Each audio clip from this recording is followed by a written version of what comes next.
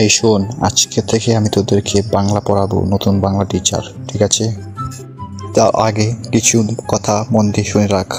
আমি যা পড়াবো তা মন দিয়ে পড়তে হবে এবং মনোযোগ দিয়ে শুনতে হবে এবং সময় মতো পড়া দিতে হবে। না হলে বুঝতে পারবি আমি কি জিনিস।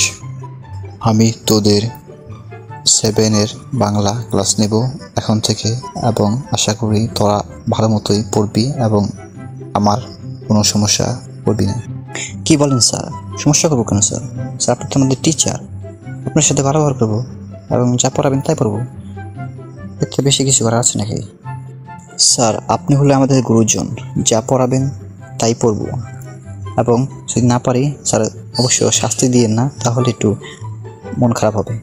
কথা শুনে ভালো লাগলো, কিন্তু দেখা যাবে তুই কতটা ভালো আর আমি কতটা ভালো। তো আজকে আমি পড়া শুরু করলাম। আজকে যেহেতু আমার প্রথম ক্লাস তাই একটু ইন্ট্রোডাকশন নেই। আচ্ছা বলতো, বাংলা ভাষার সম্পর্কে কোনো জ্ঞান, সাধারণ জ্ঞান কি আছে তোর? তা বল আমায়। জি স্যার, এটা কোন স্যার প্রশ্ন হইল? স্যার বাংলা ভাষা ইস ইন্টারন্যাশনাল ভাষা, এটা আন্তর্জাতিকভাবে মাতৃভাষা স্বীকৃতি পেয়েছে এবং 1971 সালে এর জন্য যুদ্ধ হয়েছিল। এখন ভাষা শহীদদের রক্তত্যাগের মাধ্যমে আমরা এই ভাষা বলতে পারছি। স্যার দেখতে পাচ্ছেন স্যার আমি কত সহজে প্রশ্নের উত্তরটা দিয়ে দিলাম। স্যার মাথায় ব্রেন আছে দেখছেন? স্যার আমি 100 টপার বয়।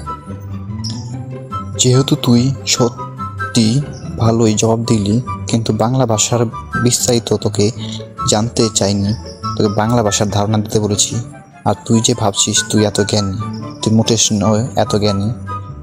তাই নিজেকে নিজের গুণগান বলতে নেই। স্যার আমি খুবই দুঃখিত এবং খুবই লজ্জিত স্যার। স্যার আসলে আমি একটু ওভার কনফিডেন্ট হয়ে গেছিলাম। সরি স্যার, এসব স্যার ভবিষ্যতে হবে না। তবে স্যার আমাকে স্যার একটু বলে দিলে ভালো হতো বাংলা ভাষা বেসিক নলেজটা কি। আমি তো জানি না স্যার, স্যার আপনি একটু বললে অনেক উপকারিত হতো। এটা তুই ভালোই প্রশ্ন করেছিস, সেটা অবশ্য ঠিক। দাঁড়া, আমি তোকে আজকে বোঝাবো বাংলা ভাষা কি একটা জিনিস।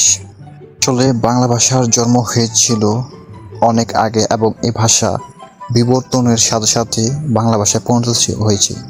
এটা বইয়ের ভাষায় বা লেখকদের ভাষার মতে পূর্ব ইন্দো ইউরোপীয় থেকে ভাষা থেকে পর্যায়ক্রমে পরিবর্তিত বিবর্তন হয়ে তারপরে বাংলা ভাষার জন্ম হয়। যেহেতু আমাদের প্রথম ক্লাস তাই পুরোটুকু ভালো মতো বোঝাতে পারলাম না, সমস্যা নেই। যখন আমরা এই চ্যাপ্টার নিয়ে পড়বো তখন তোদের ভালো মতো বুঝিয়ে দেবো। এখন তখন প্রশ্ন করিস। এখন কথা বাদ দিই এবং আজকের মতো ক্লাসটা শেষ করি। আর আমার এখন ভালো লাগছে না, প্রথম ক্লাস যেহেতু, চলে যাই। তুইও ভালো থাকিস এবং যেহেতু আজকে প্রথম ক্লাস অনেকে আসেনি, আমার সঙ্গে জানিয়ে দিস এবং সবাইকে ভালোভাবে প্রস্তুতি নিতে আসে করিস। আমি কালকে পড়াবো, আজকে যাই, থাক। স্যার স্যার এখন কি স্যার আপনি চলে যাবেন? স্যার আচ্ছা স্যার, স্যার ভালো থাকেন স্যার। আসসালামু আলাইকুম স্যার, কালকে দেখা হবে ইনশাআল্লাহ। ভালো থাকবেন। আসসালামু আলাইকুম ওয়া বারাকাতুহু। আচ্ছা থাকিস, ভালো থাকিস এবং প্রস্তুতি নিয়ে আসিস।